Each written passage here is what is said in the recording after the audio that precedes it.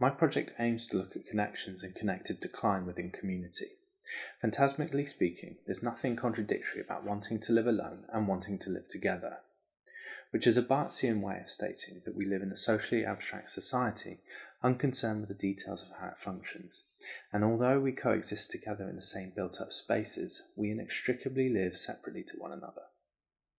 Barthes revelled in his separate existence, justifying this life as monastic.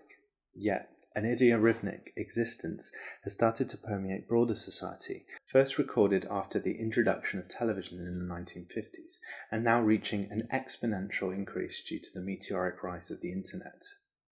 This creates an ostracism and alienation in people who might only connect in the virtual space, through an echo chamber, or not at all, whilst others remain unaware of those outside of their own social capital and ideological groups. Community is a rich subject to explore photographically. As Ellie Durst posits, it's human and absolutely necessary to seek answers to existential questions about death and morality and purpose. And here is exploring community through the internal spaces which define parts of American society, which on the surface level appear benign, yet, as Durst states, also deeply charged as a centre of ideological production. Durst occupies the interior community space and creates an aesthetic which utilises the idea of documentary truth through the use of black and white imagery and direct flash, as to play on our learned sense of evidential photography, just as Jack Latham utilises crime scene photographs in his book Sugar Paper Theories, to support and construct authenticity of his own images. As John Tagg notes, documentary photography traded on the status of the official document as proof and inscribed relations of power in representation, which were structured like those of earlier practices of photo documentation, where Tagg makes comparisons to how the FSA project of the 1930s began to shape our understanding of the photograph as a purveyor of truth, which both in Latham's use of the inherent intertextuality of this and how Durst's look at community as a study of the mythology of American culture via the tradition of the documentary aesthetic. In contrast to Durst's approach, I seek to position myself on this continuum by separating the interior from the external view of community, as my own inquiry is in part autobiographical and subjective, however no less charged and ideological. These societal connections are something that has always eluded me, from a generational sense of transience, impermanence, and liminality, which is linked to job security and the rental trap. Additionally, my landlord put my home 5 years on the market, and I found that I needed to move on once again. There are elements of existential angst in the continuing uncertainty, forcing me to ask the same questions of morality and purpose that Durst suggests, which have become compounded by the current coronavirus pandemic. I also use elements of the documentary aesthetic, albeit with colour and in a subtler way to that of Durst and Latham. I am motivated to utilise its accessible quality to engage audiences outside of the esoteric photographic base in order to play with the notion of perceived documentary authority as they do. I acknowledge that no image is neutral, yet understand that at least some of my audience may not realise this. As John Tagg writes, it has been argued that this insertion of the natural and universal in the photograph is particularly forceful because of photography's privileged status as a guaranteed witness of the actuality of the events it represents, which provided me a useful tool to disseminate my work, as the naturalistic and actuality that exists in my portraiture creates an accessible method to engage with the more conceptual elements of the project. Until now, my photography has always been located in the actual and iconic, and how I thought about representation in these terms. However, as Peter Lamarck discussed in his introduction to pictorial art, resemblance cannot be sufficient for representation. Insofar as I react to the coronavirus pandemic, my work has needed to evolve and become more conceptual, more abstract, in part as a reflection on how society is also abstract, and also how this is not something that can be tangibly photographed in its actuality. Practically, it's not possible to photograph in the way that I approached groups and individuals, and how I generally approached my photographic practice technically. Photographing community to include both naturalistic and elements of the conceptual, my work will appear aesthetically disparate, however consciously so. When dealing with the idiorhythm of community, I am portraying separation and distance, and my work should reflect this. As we retreat to within the home, it feels less clear on when we will be able to re-engage with the community from a social standpoint. so that feeling of abstraction and existential angst supports the natural shift of my work, photographing the community that was outside and now the one that exists within the home, looking out. The initial sense of existential anxiety in my own connection with my community and the knowledge of impermanence somehow translates to a wider feeling of uncertainty and threat for all of us. Paradoxically, the pandemic means that we need to socially distance from community, and it is also the very thing that will save it. Outside of the home, community is all around, and I was able to photograph a range of people who are part of the community, and also those that are ostracized from it. Barthes urges us to consider the expunged, as those we cast out can tell us more about the society we believe we are. In many communities, this paradox, the object of this figure, what's excluded is included, but retains its status as excluded.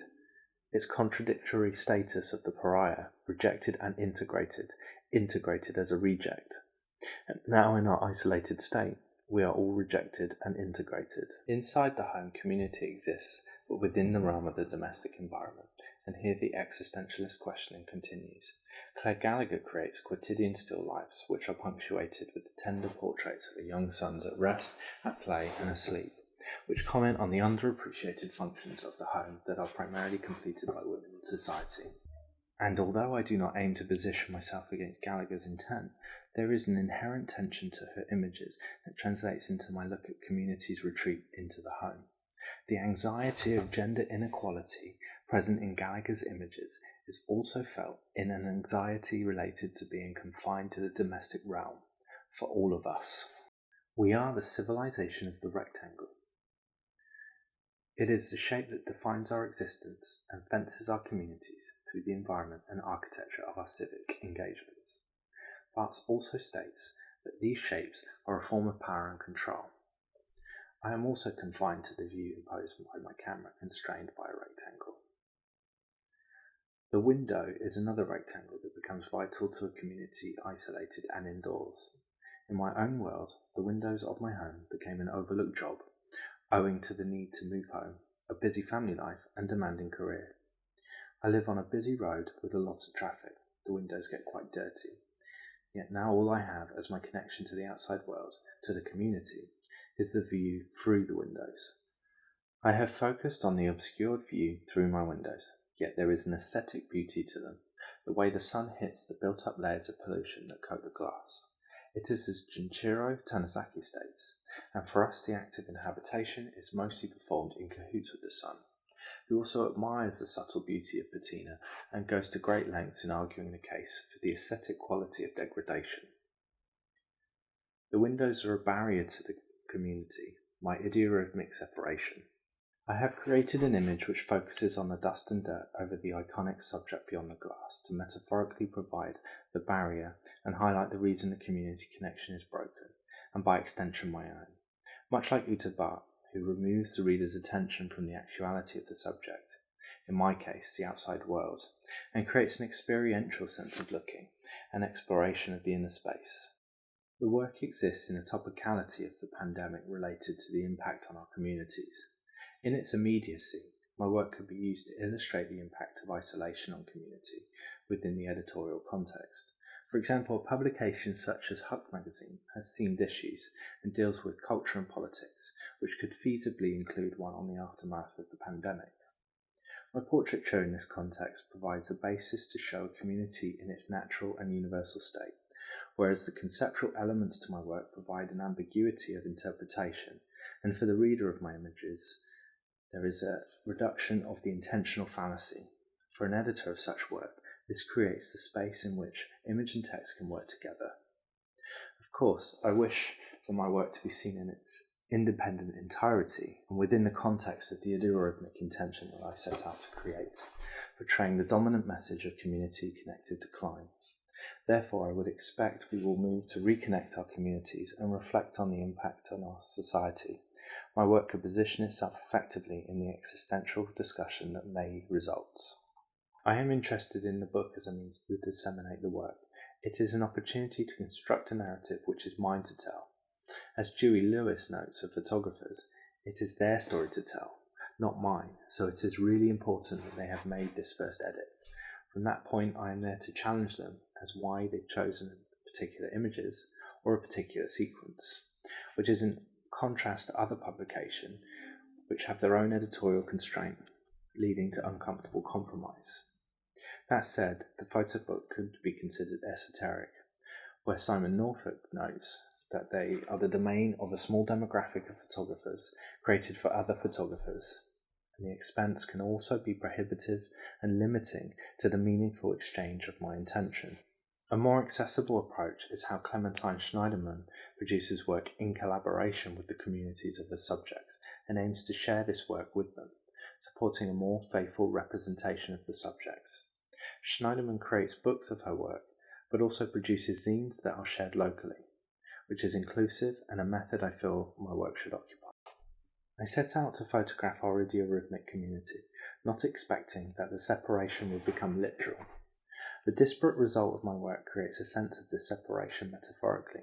However, also owing to the current events, it also heightens the reader's awareness of my intent, in that a work created during this time frame will ultimately connote feelings of the period isolated from community. In an ironic turn of events, the pandemic has provided me with the tools to resolve many of the questions I set out to answer. The work is ongoing, and there will be an opportunity moving forward to see how the community will reconnect and how I will also continue to do the same.